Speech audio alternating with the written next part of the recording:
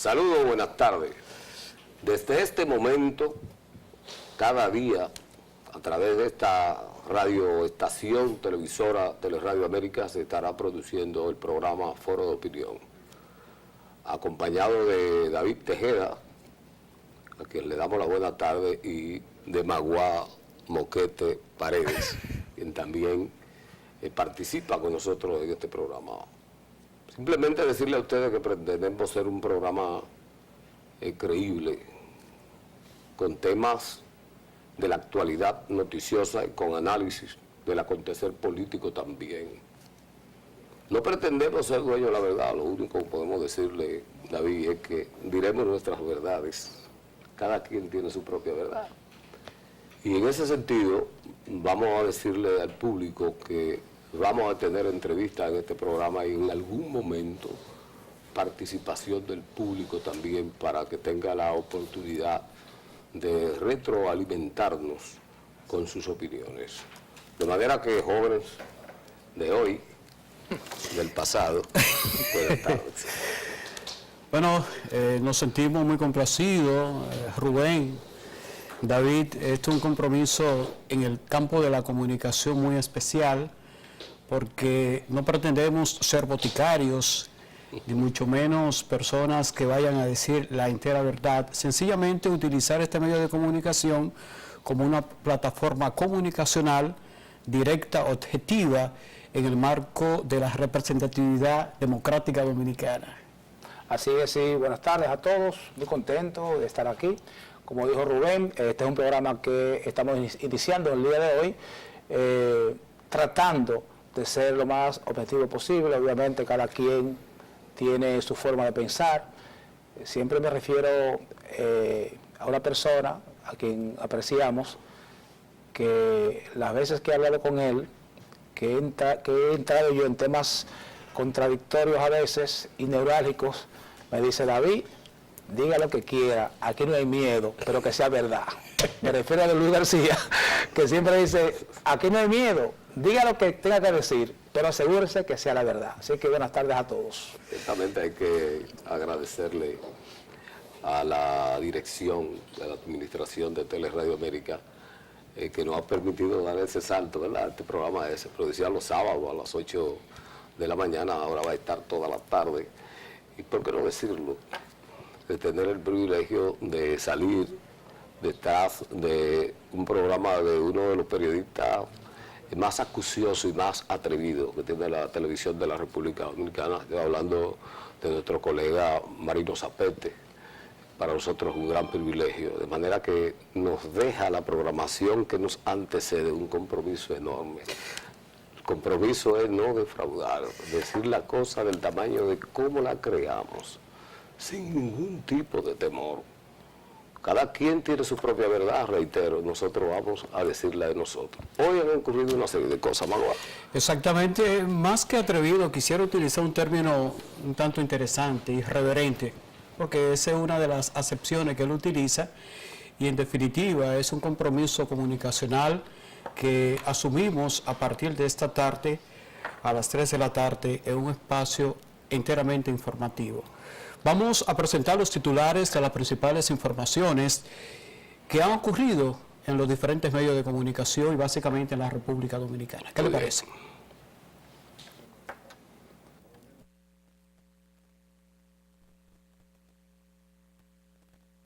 Entonces, parece que estamos haciendo los ajustes de lugar en este sentido.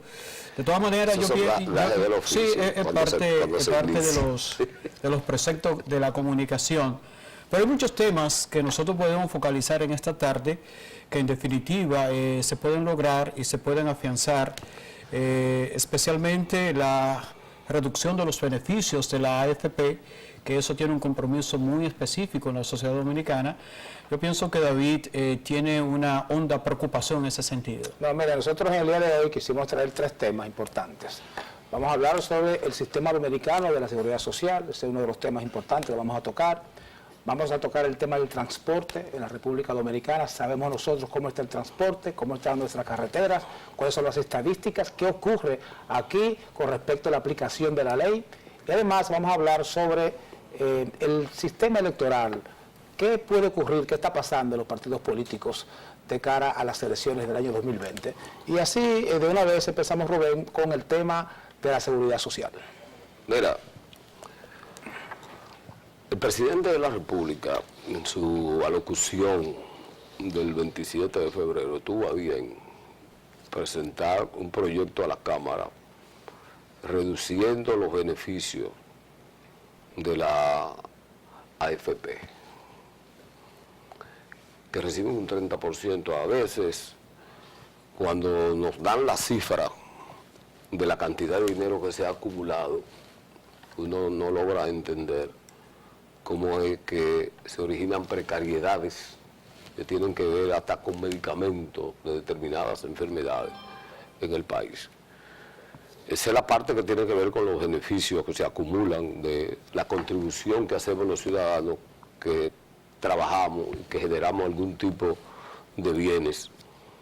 Existe entonces lo que se llaman los régimen contributivo y el régimen subsidiado. El contributivo es el que paga, el subsidiado es el que el Estado absorbe. Pero resulta que aquí opera una especie de mafia con el sistema de la seguridad social.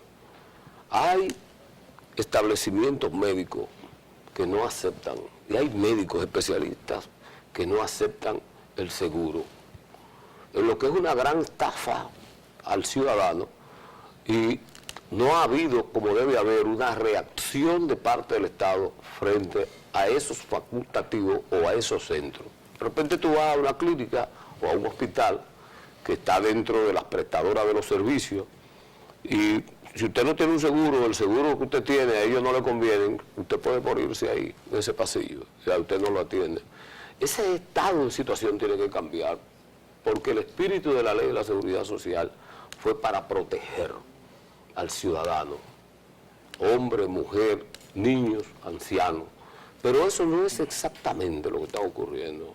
Se han acumulado grandes fortunas, los bancos, hay importantes instituciones financieras que se han alzado con el santo y la limosna, como se dice popularmente, y el pueblo ve pasar, y ellos acumular. Pienso que ese espíritu del presidente de anunciar una reducción y normalizar eso es correcto. Ahora, lo que no queda claro es cuál va a ser el impacto directo que se va a tener frente al ciudadano con estas modificaciones en términos de la reducción y hacia dónde van a ir esos capitales. Si eso va a ir al SENASA, en este caso, que es el Seguro del Estado, como organismo que maneja el régimen subsidiado, que lo que falta pagan los fondos, las retenciones que hacen los empresarios.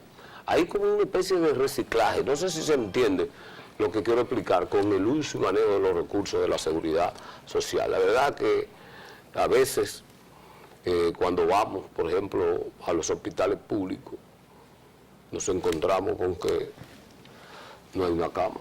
Yo no sé si en medio de la cantidad enorme de hospitales, porque le voy a decir una cosa, si ha habido un presidente que ha construido hospitales en la República Dominicana, ha sido el presidente Danilo Medina, pero no hay una cama disponible en ningún hospital. Y a veces pienso, ¿y qué país está tan enfermo? Miren, y cuando vamos, perdóname David, cuando vamos a esos hospitales nos encontramos con que eso está atestado de ciudadanos de otro país.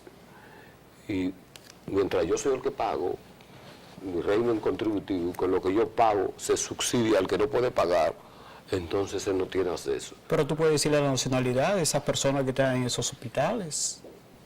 Yo no sé qué va a tener que hacerse. Yo personalmente se lo digo a ustedes, yo no sé, pero eso tiene que enmendarse y resolverse. Miren, para darle un poquito de información al público, el presidente en el proyecto lo que dice es que del 30% va a bajar a 1.4% y que en los próximos 12 años el gobierno se va a economizar mediante esas reducciones 40.000 millones de pesos en los próximos 12 años. Estamos hablando en que el ahorro es mucho, lo que significa que lo que se ha usado de parte de esas instituciones de intermediación financiera es muchísimo dinero que van para su propio beneficio.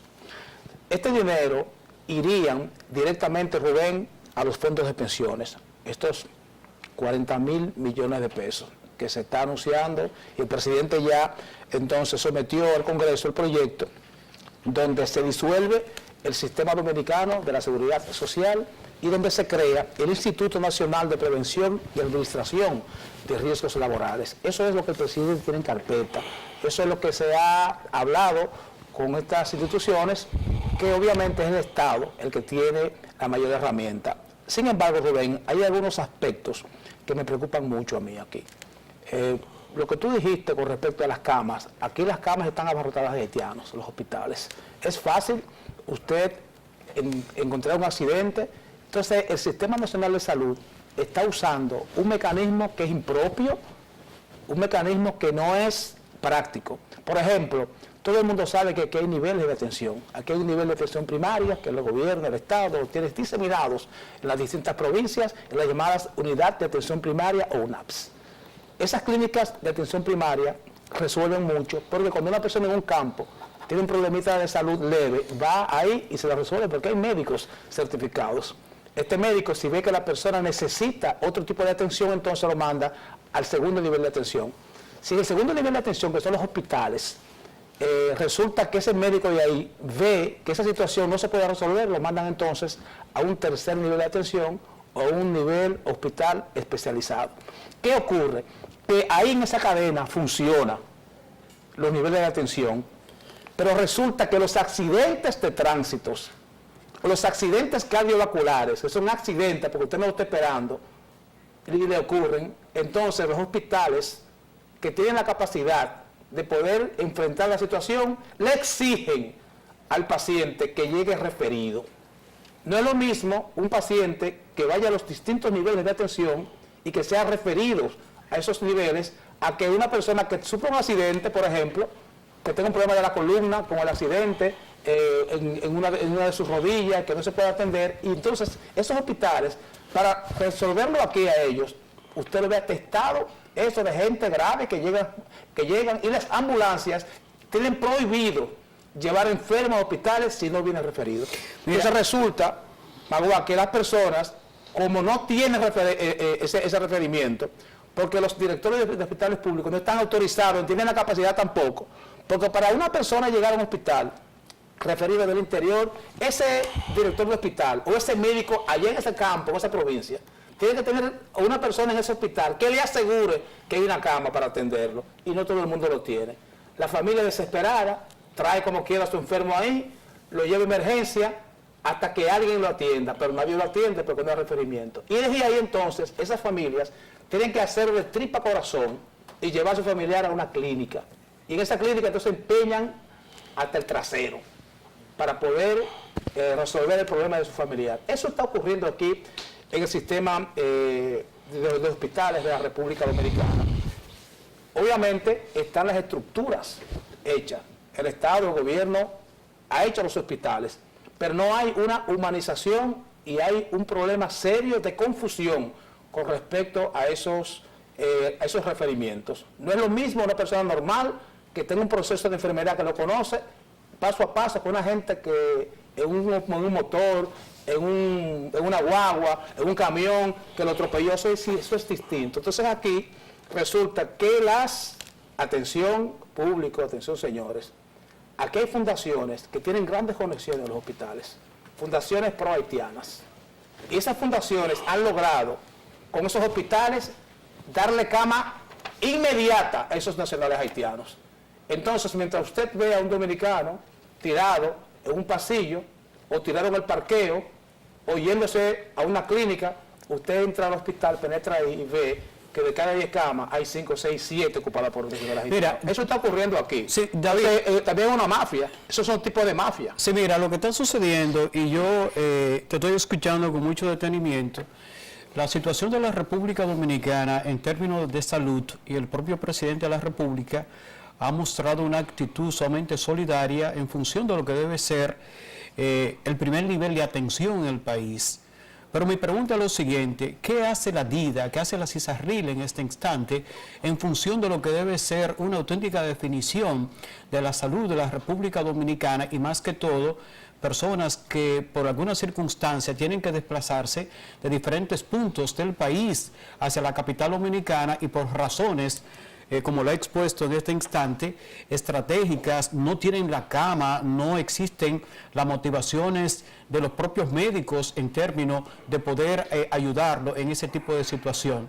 Yo pienso y estoy convencido que en el marco de la salubridad nacional, en los principales puntos del país debe existir de manera específica niveles de atenciones para que puedan no necesariamente referirlo a la capital, sino que se vinculen de manera muy explícita en esos pueblos, para que la capital dominicana se sienta un poco liberada en función de proveer la salud a los dominicanos. Y con esto no queremos desmotivar de manera muy amplia los procedimientos de la salud con los extranjeros, básicamente con los haitianos u otras nacionalidades que existen aquí en el país, pero de una manera u otra la preocupación debe establecerse y mantenerse de manera muy determinante en función de la salud de las personas necesitadas que vienen de diferentes puntos de la capital dominicana acá. Mira, el gobierno está flojo, definitivamente. Escuchándolo a ustedes hablar,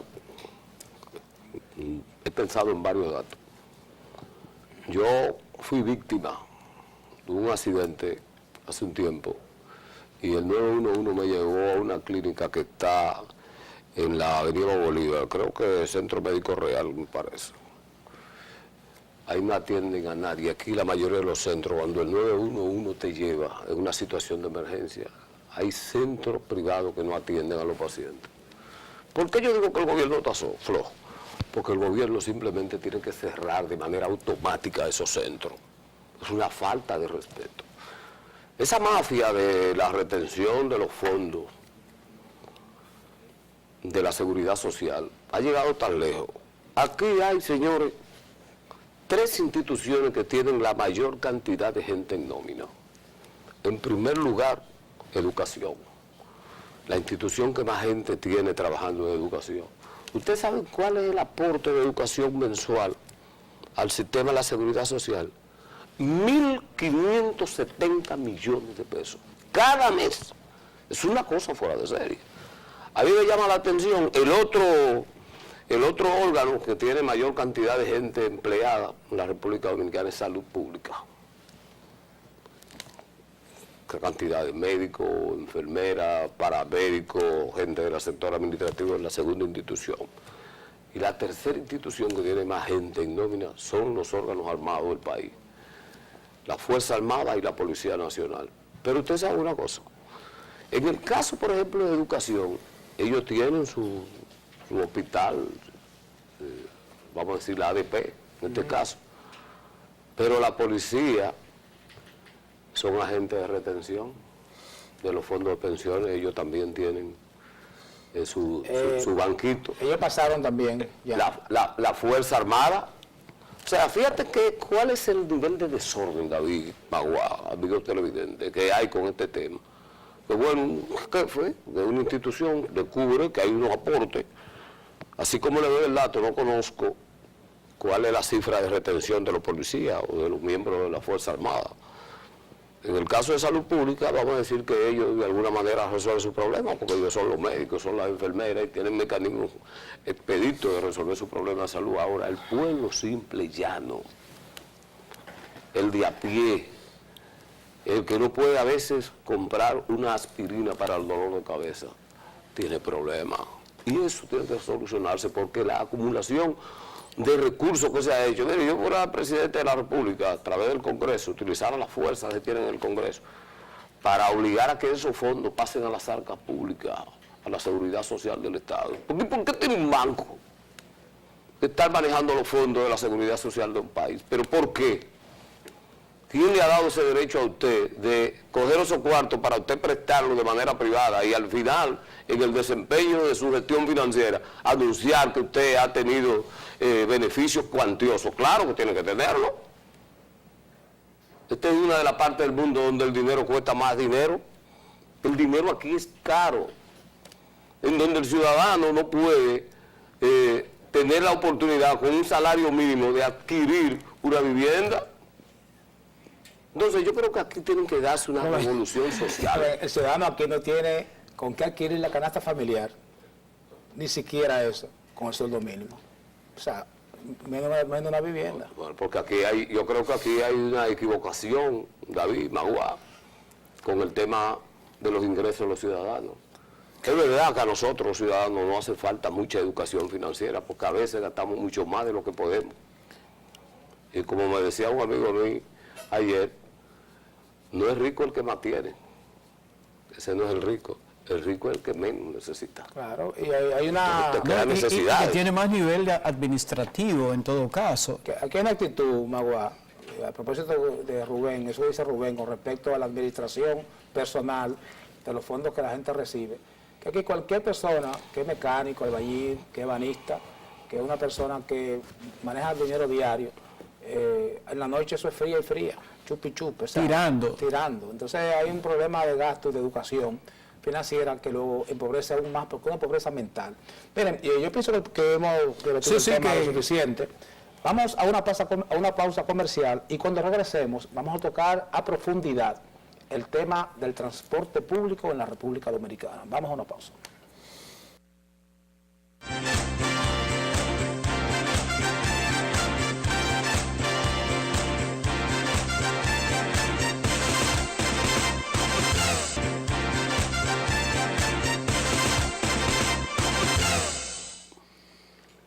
Bien, estamos de regreso en Foro de Opinión. David ha anunciado el tema del problema del transporte en la República Dominicana. Básicamente lo que tiene que ver, diría yo, con la cantidad de accidentes.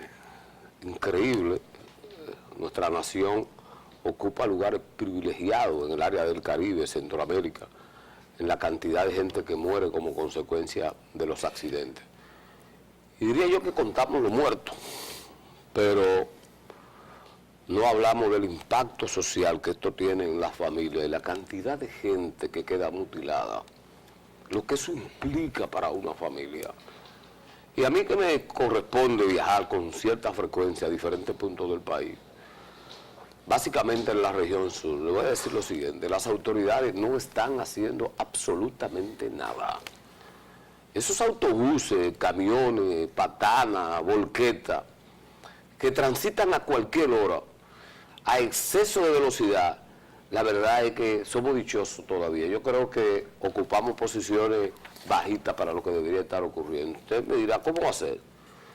Óigame, hay una irresponsabilidad mayúscula de los conductores. Y uno oye que se anuncian tantas medidas, casi todas de carácter represiva, cuando el ciudadano que anda en un vehículo privado es sobre quien se le quiere aplicar la ley, pero la gente del transporte público, que son los que causan la mayor cantidad de accidentes, no le exigen nada. Goma lisa, no tienen seguro, andan a exceso de velocidad, no se ponen un cinturón. Ellos hacen lo que les da su gana en este país. Y eso tiene un impacto evidentemente en la economía de las finanzas públicas también, porque la gente va a los hospitales. Magua hablaba ahorita de tipo de atención especializada. En la región del Cibao completa, 14 provincias que tiene el Cibao, solamente hay un hospital traumatológico, el profesor Juan Bosch. Aquí en la capital de la República han ampliado el Darío Contreras y el Ney Arias Lora. Ahora yo voy a preguntar, ¿y cuál es el hospital traumatológico que tienen las 10 provincias de la región sur? ¿No tiene ninguno? En medio de un cuadro de esa naturaleza. Entonces, hay que apelar, hay que obligar a las autoridades a que hagan cumplir la ley, que se cumpla, que se haga cumplir la ley de tránsito. Nosotros acabamos de venir ahora mismo, de hace unos días, un par de semanas de Europa, y yo veo, la gente corre muchísimo, déjame decirte, en Europa, pero la vía pública está diseñada para eso. En Estados Unidos es difícil tú escuchar o ver una noticia que alguien se mató en un accidente. Yo creo que alguien me rememore. ¿Por qué? Porque hay un control radical en la aplicación de la ley. y no importa rango, ni condición política, ni económica que usted tenga, simplemente violó la ley y usted tiene que pagar como consecuencia. Mira, Rubén, hay un asunto que yo quiero establecer y es que en definitiva aquí hay muchas organizaciones choferiles, organizaciones que en definitiva lo que hacen es hacer bulto, hacer huelga cuando le suben el combustible, etcétera, etcétera y más, etcétera. Pero no tienen la capacidad formativa de poder ayudar a los choferes para que puedan diseñar una estrategia de conducción en nuestras autopistas. Esto es lamentable. Aquí en República Dominicana, no sé si todavía existe el Fondo de Desarrollo del Transporte Terrestre, FONDEP. Era un organismo, y digo si existe o no, que se encargaba de fortalecer en una escuela vial para ayudar a los choferes dominicanos para que pudieran conducir más o menos a nivel de decencia en nuestra ciudad o en las autopistas. Aquí en definitiva eso no se está haciendo. Ojalá que las organizaciones que tienen que ver con este asunto del tránsito puedan prever este tipo de situación, porque es una loquera que hay en las autopistas dominicanas, especialmente en la región sur, en el este del país, que es puntos turísticos, y más que todo esto, el Ministerio de Turismo tampoco hace una concienciación hacia los turistas que vienen a República Dominicana para tener vinculaciones de transporte en el país y sufren muchos accidentes en todas las limitaciones de la costa norte y la costa sur. En definitiva, yo creo que lo que falta es educación, una interaccionalidad de manera muy amplia en el país para el fortalecimiento. ¿Tú crees que es un problema de educación? Sí, yo pienso que educación y de la aplicabilidad de las leyes. Yo estoy de acuerdo contigo para que tú veas. Ese mismo mal educado dominicano, educado allá de Educado allá, sí. Es la ley. Miren, la la verdad aplicación. que para cerrar este tema, antes de cerrarlo, quiero decir tres cosas sobre el tema del transporte. Lo primero es que el Intran, que es la superestructura que creó el gobierno, eso es un ente ley, que eso no sirve para nada. Lo he visto en institución con más fracaso que el Intran. La verdad es que las personas que están ahí deberían darle vergüenza, de verdad que sí. Lo primero es que aquí ha habido muchos asfaltos, todas las carreteras están asfaltadas, no hay señalización, están totalmente a oscuras en la noche y no hay ningún tipo de vigilancia en las carreteras tampoco. Por eso usted ve fácilmente una volqueta, un camión lleno de agregados, y mientras, conforme van conduciendo, van las gravillas y las piedrecitas cayendo y rompiendo cristales. Usan el peor seguro que puede haber, si es que tiene. Otra cosa, tampoco hay un control sobre el uso de drogas y de alcohol con los choferes de guagua pública ni de transporte pesado. Yo he visto gente bebiendo romo, picado una botella, mientras conduce un minibús, por ejemplo. Lo hemos está grabado incluso. Entonces todo eso está ocurriendo, el Intran no hace nada. Parte de las muertes de este país, los responsables es el Intran. Esa estructura es responsable de eso. Otra cosa para culminar con el tema. Señores, las leyes son para todos. Usted no puede tener un país donde se le aplique la ley a la clase media. Aquel que trabaja y conduce un buen vehículo, párese una multa por lo que sea. Mientras por el lado le pasan todos estos sinvergüenzos charlatanes, sin que siquiera se le mire. ¿Saben qué hace Mohamed?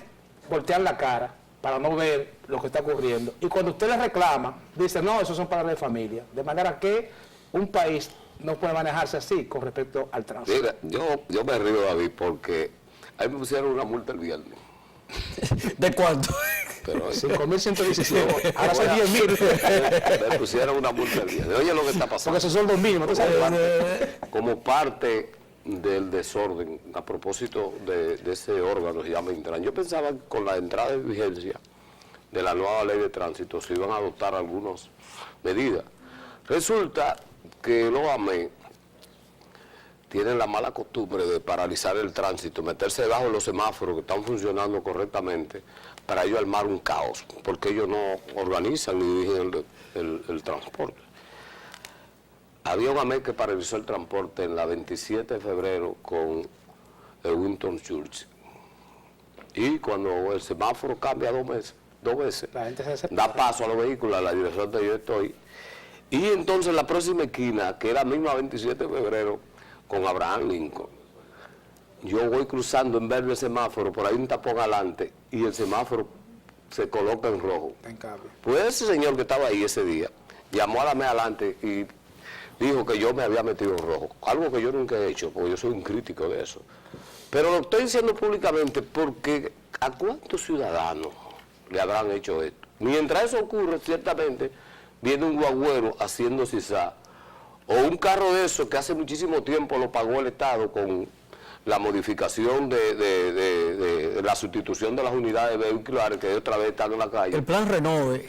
Exactamente. El plan chatarras. Las chatarras esas. Uno de estos carros Chatarras. que crean, ¿no?, una contaminación visual fuera de serie, que afea todo, en plena 27 de febrero, está chatarra, no tiene luz, no tiene nada, pero el tipo me pone una multa a mí y le pasa al otro por el lado. Y él a mí me dice, a mí, usted tiene 30 días para que usted vaya allá al tribunal a protestar. Yo le estoy explicando. Dijo, no, jefe, fue un... Él me dice, jefe, pero me está poniendo una multa. El jefe es él. Y quiero traerlo así a colación para que la gente sepa. Los AME están haciendo tremendo desastre en la vía pública también. Usted no ve, no hay ninguna señalización que diga cuál es la velocidad mínima. Los camiones, los autobuses, la patana andan ocupando el carril de velocidad interna en la vía pública, que es el carril de izquierda. El que viene detrás, si viene más rápido, tiene que hacer un zigzag para salirse. Ahí hay una posibilidad de accidente grandísima. O sea, son muchas cosas. Ustedes, los dos, no tienen el problema que yo tengo. Yo tengo un problema mayor. ¿Cuál es? Ustedes tienen niños pequeños, yo sí. Es el niño mío, que hoy cumple 5 años a propósito. A felicitarlo desde ya, me dice a mi papi, ¿y por qué estamos parados si está en verde? Yo no sé cómo explicarlo. No sé cómo, a él que es un niño, que en el colegio le dicen, verde es para cruzar, rojo para pararte, y amarillo es con cuidado. Que la ve. Preventivo. Entonces, él me pregunta a mí, que por qué estamos parados si está verde. Yo no puedo decirle que para que venga un funcionario de tercer nivel, de última categoría a pasar, y hay un AME que está dejando que él pase, mientras yo pago mi combustible con mi cuarto, estoy gastando dinero y tiempo para que el funcionario vago, que no paga nada, pase entonces por encima de mí. Mira, hay reunión hoy del comité político, el partido de la Por fin se van a reunir, porque hay una protesta interna ahí de... El secretario general de esa organización, el doctor Reinaldo Pérez, ha anunciado que hay una agenda que va a tratar la adecuación de los estatutos del partido a la nueva ley electoral. Sin embargo, hoy se ha filtrado una información de que gente del danilismo pudiera colocar en agenda el tema de la reelección. Todo ello a propósito de unas declaraciones que ha dado el ministro administrativo de la presidencia, licenciado José Ramón Peralta, de que serán los órganos partidarios los que hablarán del tema de la reelección, no así el presidente de la República. Hay aprehensión con este tema. Se ha dicho que se está haciendo una oferta de un menú suculento. Sí, se habla suculento, de 15, suculento, sí, suculento. Sí, porque es sabroso, son 15. Son 15. Y 20 millones. Eso resuelve. La mala lengua. Yo no creo eso, de verdad que yo no lo creo. Pero es una forma de desacreditar el proceso. A mí lo que me da mucha pena con el tema de la reelección, lo quiero decir muy honestamente, yo soy reeleccionista. Y usted me dice a mí, ¿usted es reeleccionista? Sí, yo soy reeleccionista, porque yo me he reelegido varias veces. Yo soy secretario general de la Federación Dominicana de TED, y yo he sido reelecto varias veces. Porque aquí se quiere tener una doble moral con ese tema. ¿Quién es que no es reeleccionista? Aquí yo quiero que alguien que ocupe un cargo en una empresa me dijo que quiere salir de ahí cuando esté ejecutivo. Si el que es síndico no pida síndico, si el que es diputado no pida diputado, si el que es regidor no pida regidor, si el que es senador no lo pida, si alguien que dirige algún órgano, hasta una junta de vecinos, no se reelige. O sea, esto es un tema que hay que discutirlo. Y pienso, lo digo públicamente, que el presidente Danilo Medina no se va a juzgar. Mira, hay un asunto. Si no, óyeme, si no modifican la Constitución, él queda formalmente liquidado. Él va a ser un Obama cualquiera. Pero hay un asunto, y quiero que quede bien claro esto, que tiene que haber una especie de un conciliábulo entre el presidente de la República, el licenciado Danilo Medina Sánchez, y el propio presidente del Partido de la Liberación Dominicana, para que encuentren niveles de soluciones, porque que son dos grupos. ¿Cuál Pero si Leonel le está diciendo dictador a Danilo. No, pero... Leonel se puso a distancia de binoculares del poder. Pero, oye bien, es que hay un nivel de distanciamiento desde el punto de vista de forma, pero no de fondo, porque ellos saben muy bien que si hay niveles de tirantez dentro de ese partido de fondo, lo sacan del poder. Entonces los dos van a perder. Ellos tienen que ponerse de acuerdo ante lo que es la situación política de la República Dominicana y ante la situación de un partido que viene subiendo, como el Partido Revolucionario Moderno y otros organismos más que están buscando el poder en el 20. Entonces, los niveles de priorización que puede tener el presidente de la República en este instante y de ubicación desde el punto de vista político, Leonel Fernández, tiene que ser tangible para encontrar una solución, porque que no pueden durar hasta el 20 en esta incomunicación. Lo que pasa, Pablo, es que hay fechas establecidas. Pero lo que estoy planteando, hay que buscar... fatales. Por ejemplo, fíjate, en julio se abren las candidaturas, las precandidaturas, y en octubre hay convención interna. O sea, es que es ahora o no. Es ahora. Mire, pero precisamente eso es, yo estoy coligiendo estos aspectos porque tiene que ser ahora o se va a romper la baraja, como dicen en buen dominicano. No va a romper la baraja. Yo le voy a decir una cosa a usted. Para Danilo ser presidente, Leonel tuvo casi que quebrar este país, amenazado con caer preso por Hipólito. Leonel no tiene como ser presidente si Danilo no quiere. Pero ¿Cómo? El tema no tiene como ser presidente si Danilo no quiere. Es que una sinergia, Rubén, por favor. No hay forma. Además, el hombre más popular que hay en todo el escenario político es el mismo Danilo. No es un problema de vender una encuestica aquí bajo los brazos. ¿Y qué tú me dices de Asisa? Pero a ustedes lo cuestionaron. ¿Alguno de ustedes le hicieron esa pregunta? A nadie, ¿verdad? Tenemos un amén que no falla aquí. Nos está diciendo que hasta mañana, señor. Hasta mañana. Hoy hemos compartido este programa Foro de Opinión, David Magua, y que les habla Rubén Tejeda. Agradecido muy sinceramente de la sintonía que nos han dispensado en el día de hoy. Hasta mañana.